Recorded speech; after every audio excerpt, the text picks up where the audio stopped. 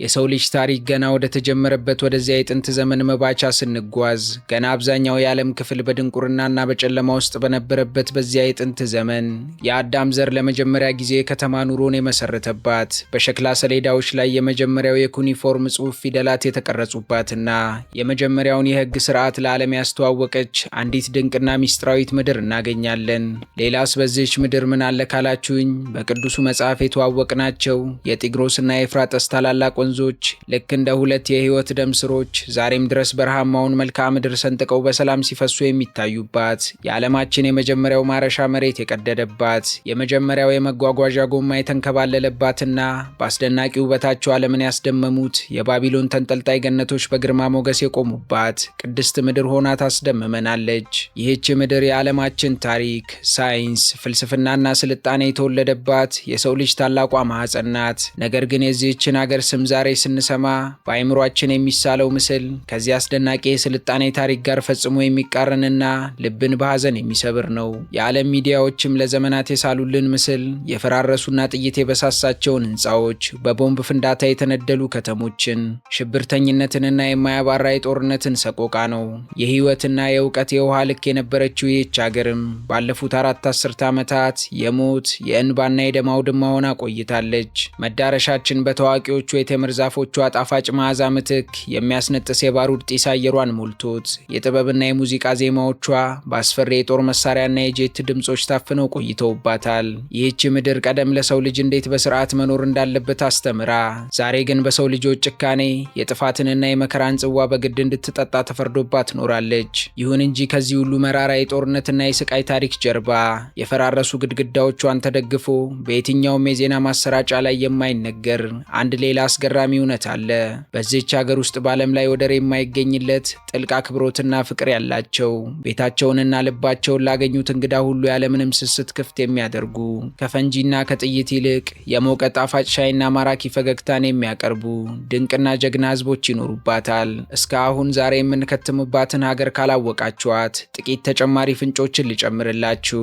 ይህች ምድር እኛ ዛሬ የምንጠቀምበትን የሰዓት ስሌት ማለትም 1 ሰዓት 60 ደቂቃ እንዲኖረው እንዲሁም 1 ደቂቃ 60 ሴኮንድ እንዲኖረው ያደረገውን ጥልቅ የሥነ ፈለክ ስሌት ለዓለም ያበረከተች የመጀመሪያውን የዓለም ካርታ የሳለች እናም የነቢያትና የታላላቅ ፈላስፎች የትውልድ ስፍራ የሆነች አገር ናት። ይህች ከጥፋትና ከጦርነት አመድ ውስጥ ልክ እንደ ፊኒክስ ወፍ አዋራዋን አራግፋ ዳግም ለመነሳትና የድሮ ግርማ ሞገሷን ለመመለስ በጽናት የምትታገል እጅግ ማራኪና ታሪካዊት አገር ማናት ስላችሁ ኢራቅ ካላችሁኝ አልተሳሳታችሁም። በዛሬው ድንቅ ጉዟችን ከጥቁር የጦርነት ዜናዎች ጀርባ ያለችውን በባህሏ በታሪኳና በህዝቦቿ ወደር የለሽ ጥንካሬ ልብን የምትነካውን እውነተኛዋን ኢራቅን በጥልቀት እንቃኛለን። እርሶም በከንቱ የማናባክንቦትን ጥቂት ደቂቃዎች ብቻ ከለገሱን ወደ መካከለኛው ምስራቅ አቅንተን በኢራቅ ከትመን ከሜሶፖታሚያ እስከ አይሳይስ የደም የእንባ የጥበብና የስልጣኔ ታሪኳን ተጨዋውተን የቱሪስት መዳረሻዎቿንም ከዛው ደርሰን ተመልክተን ተደመንና ተገርመን እንመለሳለን። ይህንን ጉዟችንን እንዲጋሩን መልካም መሻታችን ነውና እስካሁን ቤተሰብ ካልሆኑን ቻናላችንን ሰብስክራይብ በማድረግ ብቻ ቪዛዎትን አስመትተው ለደቂቃዎች አብረውን ይጓዙ።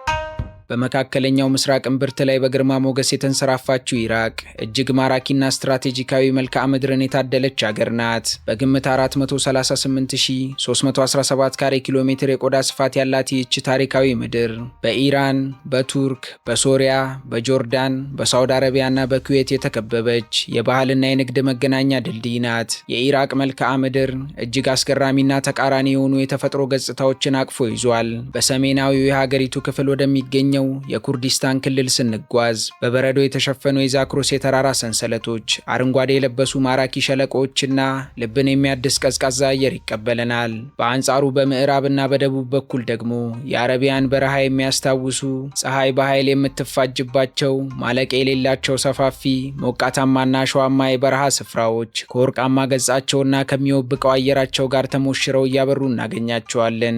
ነገር ግን ኢራቅን ልዩ ሕያውና የስልጣኔ ማዕከል እንድትሆን ያደረጓት ከሰሜን ቱርክ ተራሮች ፈልቀው ሀገሪቱን ከጫፍ እስከ ጫፍ አቋርጠው በደቡብ በኩል ወደ ፋርስ ባህረ ሰላጤ የሚፈሱት ሁለቱ ታላላቅ የህይወት የደም ስሮች የሆኑት የጤግሮስና የኤፍራጠስ ወንዞች ናቸው። እነዚህ ግዙፍ ወንዞች የጥንታዊቷን የሜሶጶጣሚያ ስልጣኔ የፈጠሩ ብቻ ሳይሆኑ በደቡባዊ ኢራቅ የመካከለኛው ምስራቁ ቬነስ በመባል የሚታወቀውን እጅግ አስደናቂና ብዝሃ ህይወት የሞላበትን አህዋር የተባለውን ሰፊ የረግረጋማ ስፍራ የፈጠሩ የተፈጥሮ ጸጋዎች ናቸው። እነዚህ ወንዞች ለኢራቅ የውሃ ምንጭ ብቻ ሳይሆኑ የሀገሪቱ ነፍስ፣ የታሪኳ መስታወትና የህልውናዋ መሰረቶች ናቸው። ስለ ኢራቅ ሲነሳ የብዙዎቻችን አይምሮ ወደ ነዳጅ ዘይትና ወደ ጦርነት ይሮጣል። ሆኖም ግን ኢራቅን እጅግ ልዩ ከሚያደርጓት ነገሮች መካከል በመሬቷ ስር በገፍ ከሚገኘው ከፍተኛ የነዳጅ ሀብቷ ይልቅ ከመሬት በላይ የሚኖረው የህዝቡ አኩሪ ባህል፣ ወርቃማ ልብና የዘመናት ታሪክ እጅጉን ይበልጣል። ምንም እንኳን ይህ ደግ ህዝብ ላለፉት 4 አስርተ ዓመታት በማያባራ የእርስ በርስ ጦርነት፣ በውጭ ወረራ፣ በአስከፊ የኢኮኖሚ ማዕቀብና በሽብርተኝነት ጥቃት ውስጥ ቢያልፍም የኢራቃውያን የእንግዳ ተቀባይነት መንፈስ ግን በዓለም ላይ አቻ የሌለው ነው። እንዴት ካላችሁኝ ነገሩን በአመክንዮ ላስረዳችሁ። አንድ የውጭ ሀገር ዜጋ ወይንም መንገደኛ ወደ ኢራቅ ሲገባ ኢራቃውያን ቤታቸውን ያለምንም ማቅማማት ክፍት አድርገው ያላቸውን ምርጥ ምግብ በገበታ አቅርበው ፍቅራቸውንና ጥልቅ አክብሮታቸውን በሚያስገርምና ልብን በሚነካ ሁኔታ ይገልጻሉ። ነገር ግን ፖለቲክስ ክፉ ሆኖባቸው ተፈጥሮ ከሀብት ሳታጎድላቸው የኢኮኖሚ ድሃ ተባብረው እንዳይሰሩም በቁርሾ ተጋምደው ፍጹም ሰላምን ፍለጋ እየማተሩ ዛሬም አሉ። ግና በትላንት በሬ አይታረስ ሆነ እንጂ ነገሩ እኚህ ህዝቦች ከራሳቸው አልፎ ዓለምን በዘርፈ ብዙ መስክ የመገቡ በስነ ፈለግ የተራቀቁ ሂሳብን አስልተው መሬትን ቀደው አርሰው በረከቷን ለምድር ያካፈሉ ታላቅ ህዝቦች ነበሩ። ታዲያ ዛሬን ለመረዳት ትላንትን መመርመር የጊዜንም መንገድ መቃኘት ግድ ይለናልና ይህች ሀገር ከታላቅነት ተፈጥፍጣ ዛሬ ያለችበትን አዘቅት በቅጡ ለመረዳት እንዲሁም ታሪኳን ለመመርመር ዘመናትን አብረን ወደ ኋላ እንሻገር።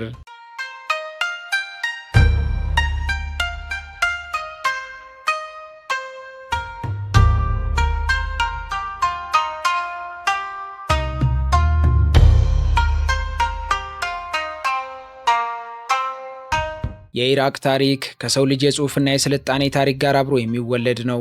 በጥንት ዘመን ሜሶጶጣሚያ በመባል የምትታወቀው ይህች የመሬት አካል የሱሜሪያውያን፣ የባቢሎናውያን እንዲሁም የአሦራውያን ታላላቅ ስልጣኔ መፍለቂያ ነበረች። ሜሶጶጣሚያ ብለው ጥንታውያን ግሪኮች ይህንን ስም ሲሰጧት ትርጉሙን በሁለት ወንዞች መካከል ያለች ምድር በማለት ነበር። ከክርስቶስ ልደት በፊት ከ10 ሺህ ዓመታት ገደማ ጀምሮ በጤግሮስና በኤፍራጠስ ወንዞች ዳርቻ የሰፈረው የሰው ልጅ ከዘላንነትና ከማደን ህይወት ወደ እርሻና ቋሚ ኑሮ ተሸጋገረ። በዚህች ምድር የጎርፍ ውሃን ጠልፎ ቦይ በመስራት ማልማትም ጀመረ። የሰው ልጅም የዕለት ጉርሱን ከማደን አልፎ በጋራ ጥረት ትርፍ ምርት ማምረት ሲጀምር ከህልውና ትግል አረፍ ብሎ ማሰብ፣ መፍጠርና ማደራጀት ጀመረ። ኋላም ከክርስቶስ ልደት በፊት በ4000 ዓመተ ዓለም አካባቢ ሱሜራውያን የተባሉ እጅግ ድንቅና ሚስጥራዊ ህዝቦች በታሪክ መድረክ ብቅ አሉ። እነርሱም ኡርና ኡሩክ የተባሉ በዘመኗቸው ያልነበራቸውን የዓለማችን የመጀመሪያዎቹን ታላላቅ ከተሞች መሰረቱ። በዘመናቸውም ሰማይ ጠቀስ የሆኑና ዚጉራት የተሰኙ ግዙፍ የሸክላ ቤተ መቅደሶችን በከፍተኛ የህንፃ ጥበብ ገንብተው ለአማልክቶቻቸው ሰገዱ። ከምንም በላይ ግን ሱሜራውያን ለዓለም ትልቁንና ውድ ስጦታ አበረከቱ። እሱም ኩኒፎርም የተሰኘው የዓለማችን የመጀመሪያው የሥነ ጽሑፍ ስርዓት ነበር። እርጥብ ሸክላ ላይ በሸንበቆ በመጫን በጻፉት መዝገብ አማካኝነት የሰውን ልጅ ድምፅ፣ እውቀትና ትውስታ ለመጀመሪያ ጊዜ ከትውልድ ወደ ትውልድ ማስተላለፍ ጀመሩ። በዚህም አላበቁም። የመጀመሪያውን ተሽከርካሪ ጎማን ፈጠሩ። እየተራቀቁ ሲመጡም ቀኑን በ24 ሰዓት ሰዓቱን በ60 ደቂቃ አስልተው አስረከቡን። ምን ይሄ ብቻ! መንግስታዊ መዋቅር፣ ንግድ፣ ሃይማኖትና ህግን ጨምሮ ሁሉም ስር የሰደዱት እዚሁ ነበር። ብቻ ምን አለፋችሁ ሱሜራውያን ያለ ጥርጥር የመጀመሪያዎቹ የስልጣኔ አውራዎች ነበሩ። ነገር ግን በታሪክ መስመር ጊዜን ያሸነፈ የለምና የሱሜራውያን ከተሞች በሀብት ክፍፍልና በስልጣን ሽኩቻ እርስ በርስ እየተፋለሙ መዳከም ጀመሩ። ኋላም ይህንን ክፍተት የተጠቀመ አንድ ኃያል ሰው ከሰሜን መጣ። እርሱም ታላቁ ሳርጎን ነበር። ይህ ሰውም የሰውን ልጅ ታሪክ በመቀየር ለመጀመሪያ ጊዜ የተለያዩ ከተሞችንና ህዝቦችን በአንድ አገዛዝ ስር ያጠቃለለ ኢምፓየር ወይንም ግዛት መሰረተ። ነገር ግን የጥንታዊቷ ኢራቅ ታሪክ እውነተኛ የጥበብ ቁንጮ ላይ የደረሰው የባቢሎን ኢምፓየር ሲነሳ ነበር። ታላቁ ንጉሥ ሐሙራቢ ስልጣን ላይ ሲወጣ የሰውን ልጅ አኗኗር በዘላቂነት የሚቀይር የሐሙራቢ የህግ ድንጋጌ የተባለውን እጅግ ጥብቅ የሆነውን የህግ ስብስብ በግዙፍ ጥቁር ድንጋይ ላይ ቀርጾ አወጣ። አይን ላጠፋ አይን፣ ጥርስ ላወለቀ ጥርስ የሚለውና ደካማውን ከኃያላን ጭቆና የሚጠብቀው የፍትህ መርህ የመነጨውም ከዚሁ ድንጋጌ ነበር። ከዘመናት በኋላ ደግሞ ንጉሥ ናቡከደነጾር ባቢሎንን የዓለም የእውቀት፣ የሳይንስ፣ የሳይንስ የሥነ ፈለግና የሂሳብ ማዕከል አደረጋት። በወቅቱም ለሚስቱ የሀገር ናፍቆት ማስታወሻ ዓለም ዛሬ የማየዋቸው ብላ ከመደበቻቸው አስደናቂ ነገሮች አንዱ የሆነውን የባቢሎን ተንጠልጣይ የአትክልት ስፍራም አነጸ። ይህም የከተማዋን ወደር የለሽ ግርማ ሞገስ አጉልቶ አሳየ። ቆይቶም ይህች የጥበብ ከተማ ስትዳከም ግን አሦራውያን በኃይለኛ የብረት ጦር መሳሪያና አቻ በሌለው ወታደራዊ ስልት ተነሱ።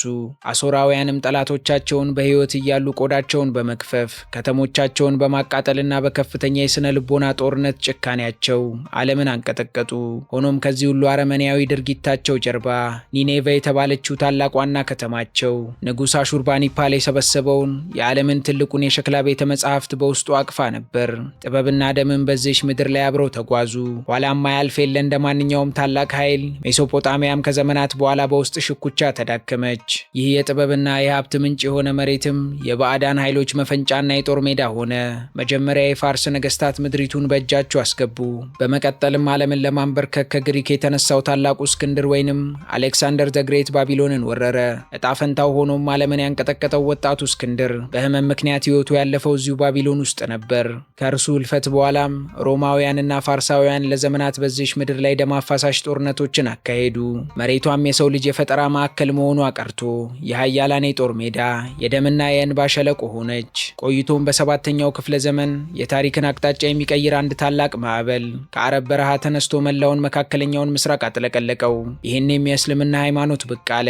የእስልምና ወታደራዊና መንፈሳዊ መስፋፋት የፋርስን ሳሳኒድ ግዛት ካፈረሰ በኋላ ኢራቅ እንደገና የአረብና የእስልምና ባህል ዋና የልብ ትርታ እንዲሁም የኃይል ማዕከል ሆነች። ታላቁ የታሪክ ምዕራፍ የተከፈተውም በስምንተኛው ክፍለ ዘመን አባሲዶች የካሊፋነት ስልጣንን ይዘው አዲሲቷን ከተማ ባግዳድን ከባዶ መሬት ላይ ሲመሰርቱ ነበር።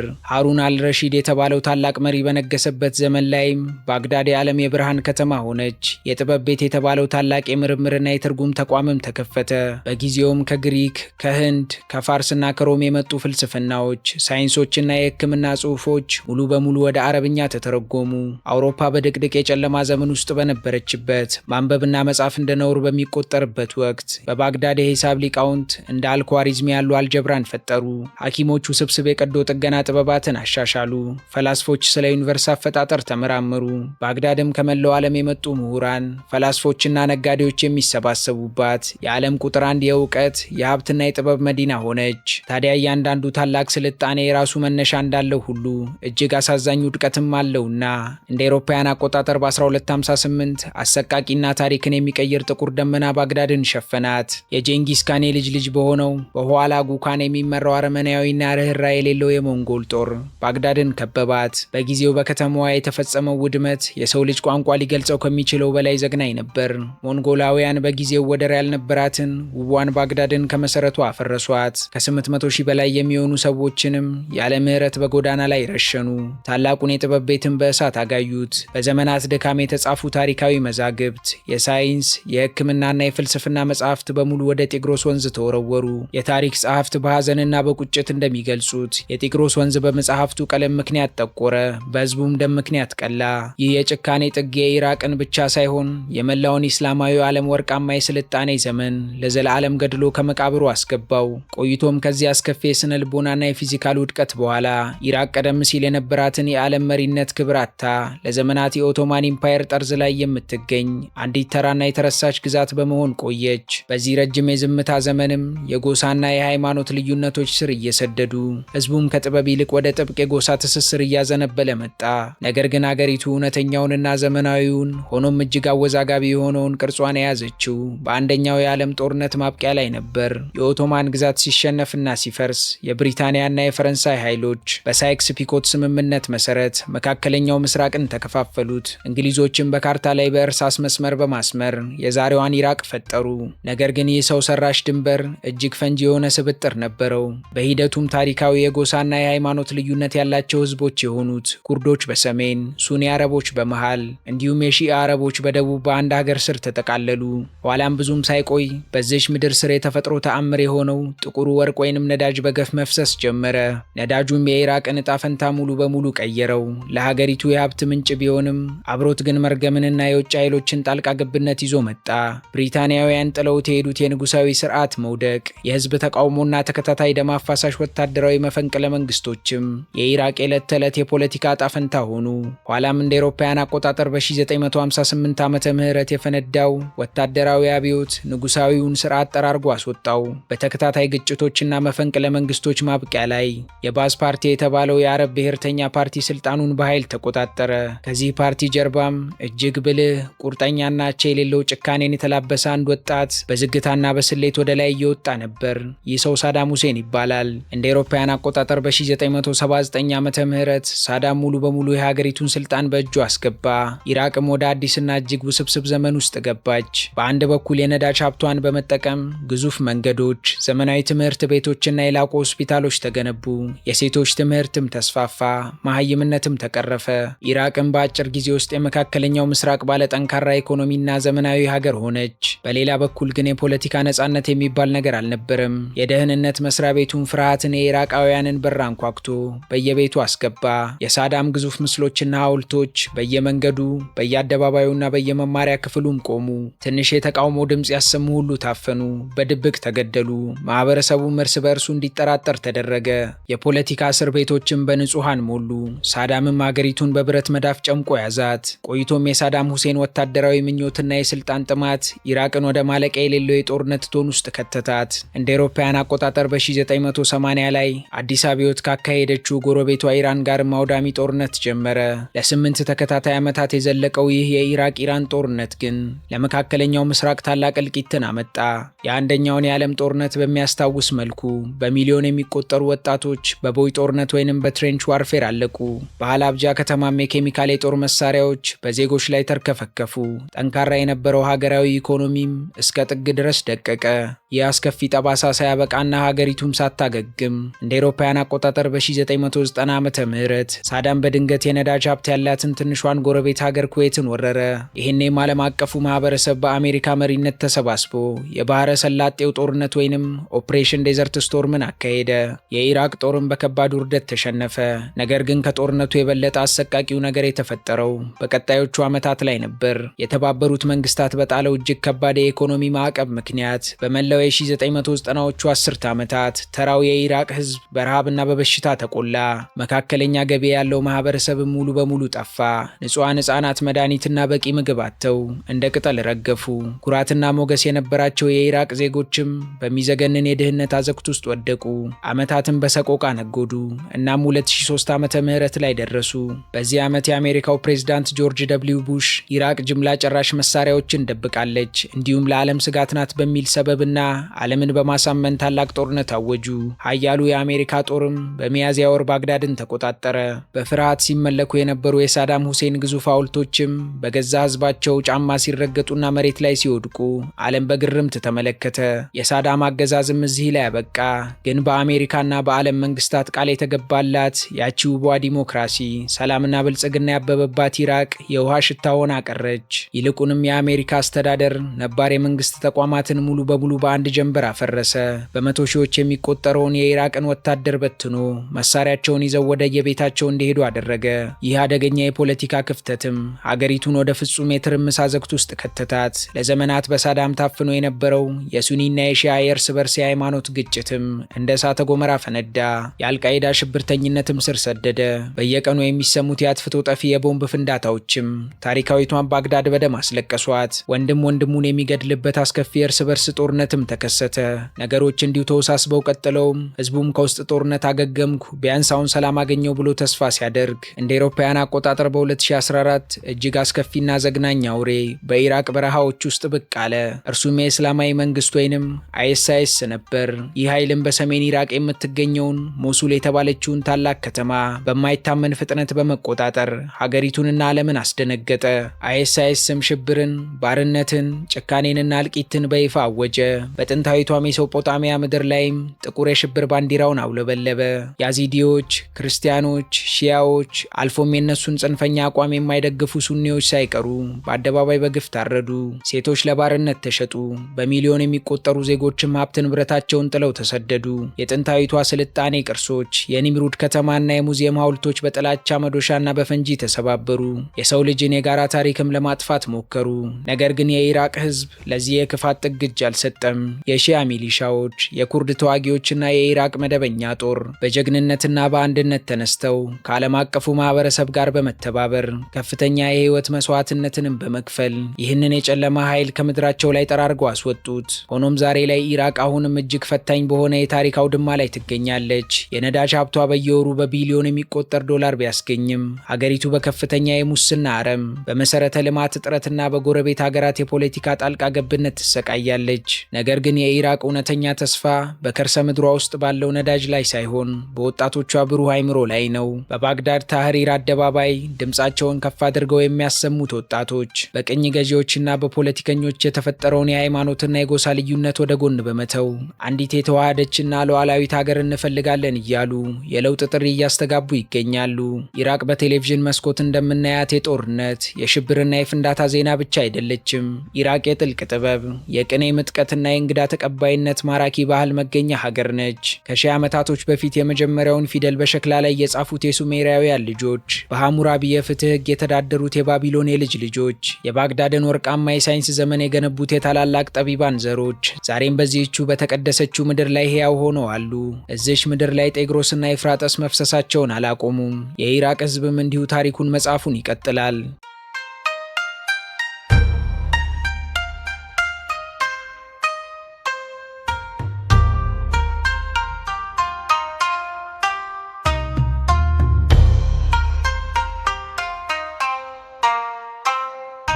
የኢራቅ ፖለቲካዊ መዲና፣ የጥበብ ማዕከልና የሀገሪቱ የልብ ትርታ የሆነችው ባግዳድ ዝም ብላ ከተማ ሳትሆን የሺህ ዓመታት ትረካን፣ የሰው ልጅን የከፍታና የውድቀት ሚስጥር አቅፋ የያዘች ሕያው የታሪክ መጽሐፍ ናት። በ8ኛው ክፍለ ዘመን በአባሲድ ስርወ መንግስት የሰላም ከተማ በሚል ውብ ስያሜ የተቆረቆረችው ይህች ታላቅ ከተማ የህይወት ውሃ የሆነው የጤግሮስ ወንዝ በመሃል ሰንጥቋት በማለፍ ከተማዋን ካርክና ሩሳፋ ወደ ተባሉ ሁለት ዋና ዋና ታሪካዊ ክፍሎች ይከፍላታል። ባግዳድ ዛሬ ላይ ከ7.5 ሚሊዮን በላይ ነዋሪዎችን አቅፋ የያዘች ስትሆን በአረቡ ዓለም ከግብጿ ካይሮ ቀጥላ ሁለተኛዋ ግዙፍ የህዝብ ብዛት ያላት ታላቅ ሜትሮፖሊስ ናት። ይህ ከፍተኛ የህዝብ ቁጥርና በወጣቶች የተሞላ የሰው ኃይል ከተማዋን የኢራቅ የፖለቲካ የባህልና የኢኮኖሚ ማዕከል የደም ስር አድርጓታል። የከተማዋ ኢኮኖሚያዊ እንቅስቃሴም እጅግ የተዋጣለት ሕያውና በፍጥነት እያደገ የመጣ ነው።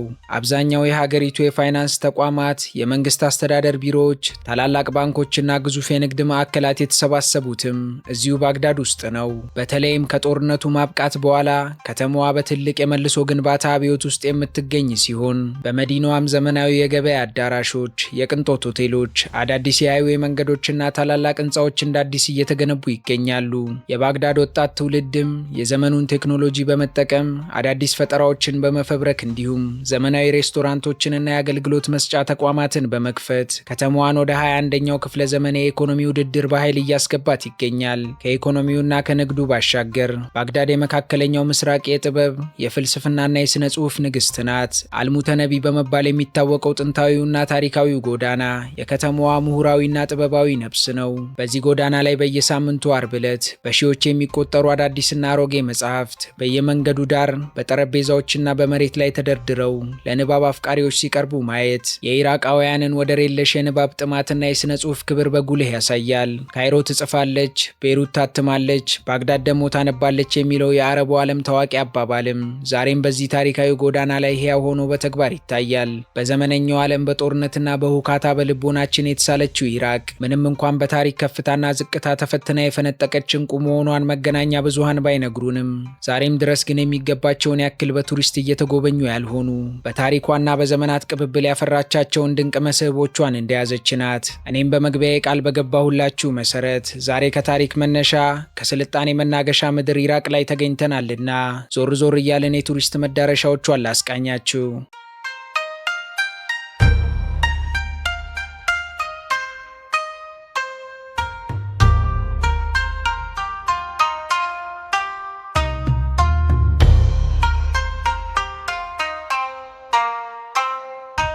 ታሪካዊ ጉዟችንን የምንጀምረው ከሀገሪቱ የልብ ትርታ የሰላም ከተማ ከምትባለው ከታላቂቱ ባግዳድ ነው።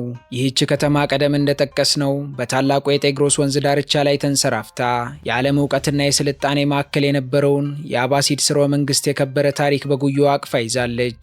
እኛም እዚህ ተገኝተን አብረን በባግዳድ ጎዳናዎች ስንራመድ በመጀመሪያ የምናቀናው በ13ኛው ክፍለ ዘመን ወደ ተገነባውና የጥንቱ ዓለም ዩኒቨርሲቲ ወደ ነበረው ወደ ታሪካዊው አልሙስታ ንስሪያ መድረሳ ነው።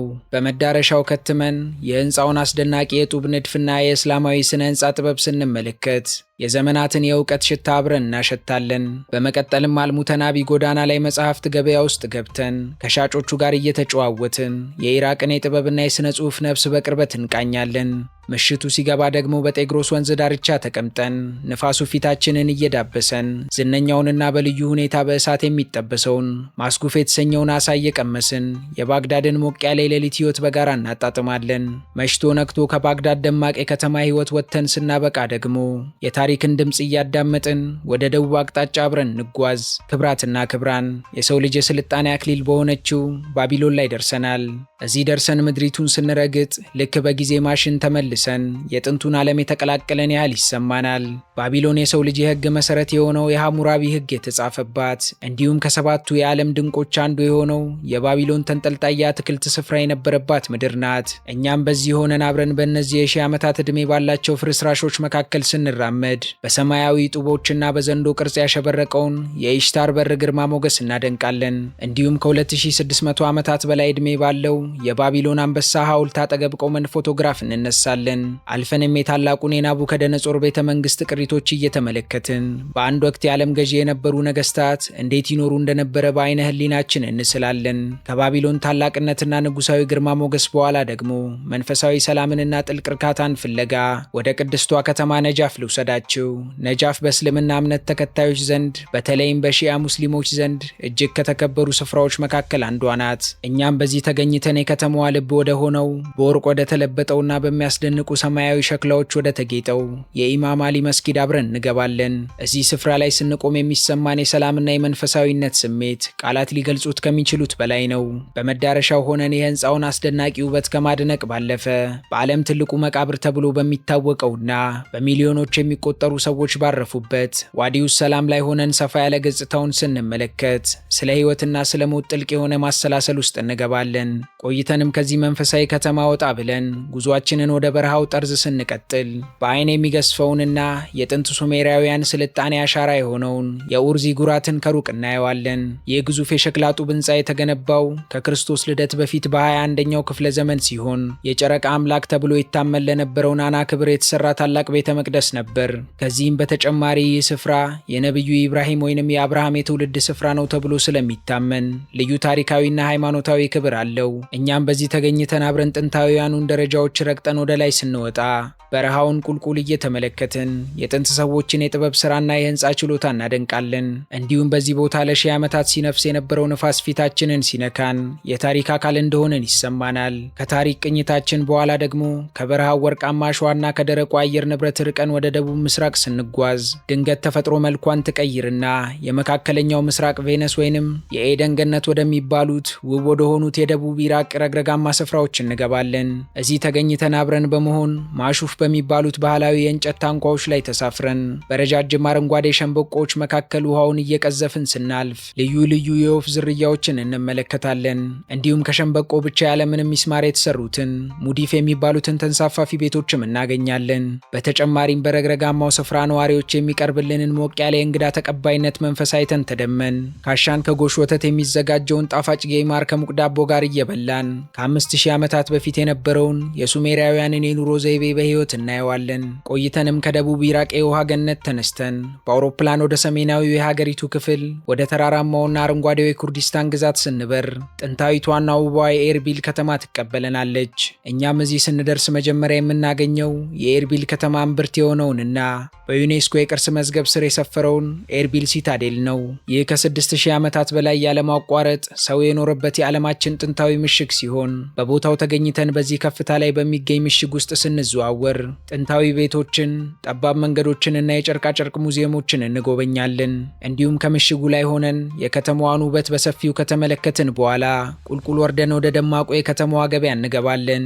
በባዛሩም የቅመማ ቅመሞቹ ጠረን፣ የጣፋጭ ምግቦቹ ሽታ እንዲሁም እንዲሁም የኩርዲሽ ባህላዊ ሻይ ጣዕም አብሮን ሆኖ እያስደመመን ልዩ የሆኑ ማስታወሻዎችን እየገዛን በእንግዳ ተቀባዮቹ የኩርድ ሰዎች ፍቅር እንታቀፋለን። በኩርድ ሰዎች ፍቅር ወድቀን ስናበቃ ደግሞ የዚህ ታላቅ ጉዟችንን ማሳረጊያ የምናደርገው በሰሜን ኢራቅ በምትገኘውና የሁለቱ ጸዳይ ከተማ በመባል በምትታወቀው በሞሱል ከተማ ነው። ሞሱል የጥንታዊቷ ታላቅ የነነዌ ከተማ መገኛ ስትሆን የብዙ ባህሎች፣ ቋንቋዎችና ሃይማኖቶችን መገኛ ጭምርም ናት። ምንም እንኳ ከተማዋ በቅርብ ጊዜ በተከሰቱ ጦርነቶች ከፍተኛ ጉዳት ቢደርስባትም አሁን ግን የህዝቧን ጽናት በሚያሳይ መልኩ በታላቅ ተስፋ ዳግም እየተገነባች ትገኛለች። እኛም እዚህ ተገኝተን አብረን በቀድሞዋ ከተማ ጎዳናዎች ስንራመድ የታሪካዊውን የአልኑሪ መስጊድ ፍርስራሽና አሁን እየተደረገ ያለውን የዳግም ግንባታ ስራ እንመለከታለን። እንዲሁም የነነዌን ጥንታዊ ቅጽሮችና ቅርሶች ስናይ የሰው ልጅን የመጽናት የመውደቅና ዳግም የመነሳት ጥንካሬ በአይናችን እናያለን። ኋላም በጤግሮስ ወንዝ ዳርቻ ባሉት ቆንጆ መናፈሻዎች ውስጥ አብረን ሻይ እየጠጣን የከተማዋን ዳግም መለምለም በማድነቅ ጉዟችንን እናጠናቅቃለን። ኢራቅ በጦርነትና በችግር ውስጥ ብታልፍም ጥልቅ ታሪኳ፣ የተፈጥሮ ውበቷ፣ የህዝቧ ፍቅርና እንግዳ ተቀባይነት ሁልጊዜም ደምቆ የሚታይ እንደ ወይን እያደረ የሚጣፍጥላት ድንቅ አገር ናት።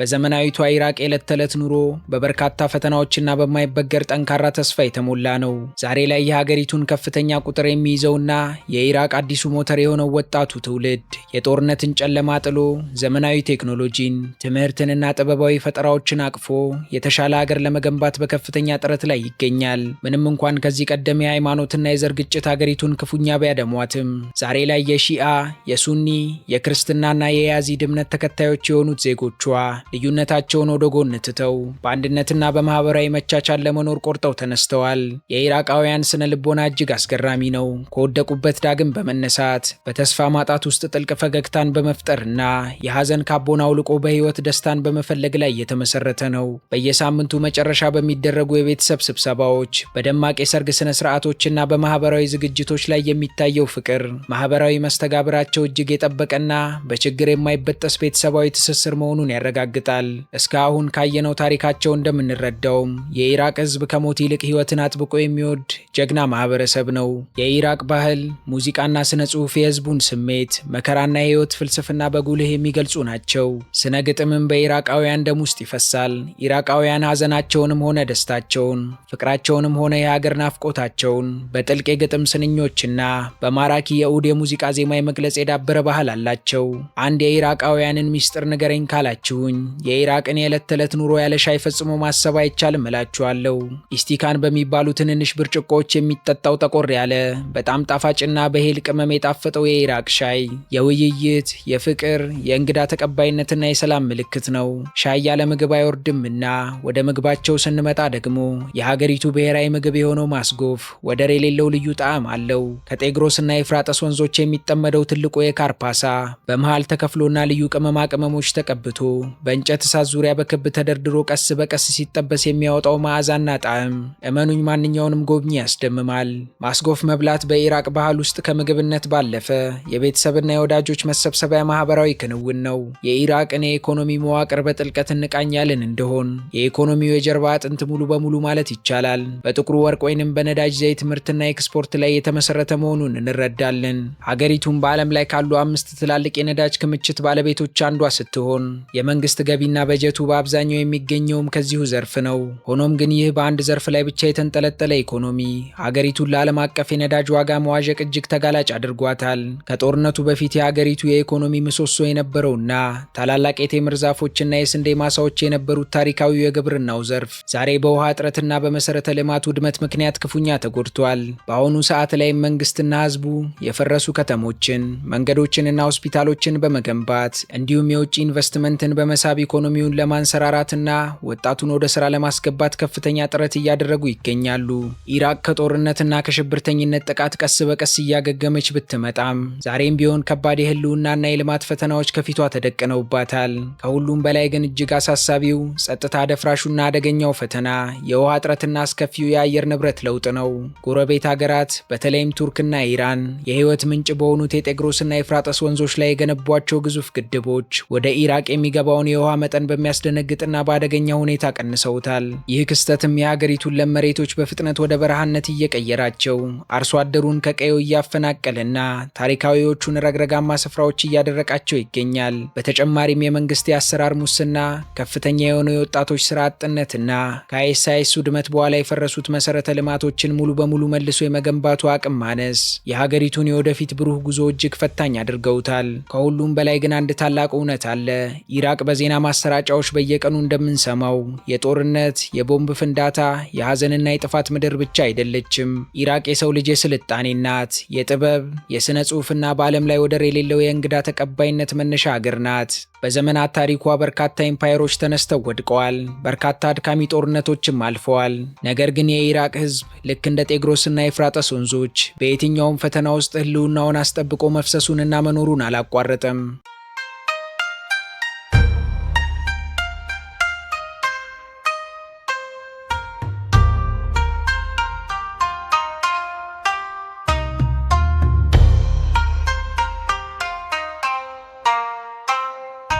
ውድ የሀገሬ ልጆች የዛሬው የኢራቅ ቅኝታችን እዚህ ላይ ያበቃ። በቀጣይ መርሃ ግብር እስከምንገናኝ ድረስ ለቻናላችን አዲስ ከሆናችሁ ሰብስክራይብ በማድረግ ቤተሰብ ሁኑን። እንዲሁም ቪዲዮን ላይክ እና ሼር በማድረግ አበረታቱን። እስከ ቀጣይ ቸርን ሰንብት።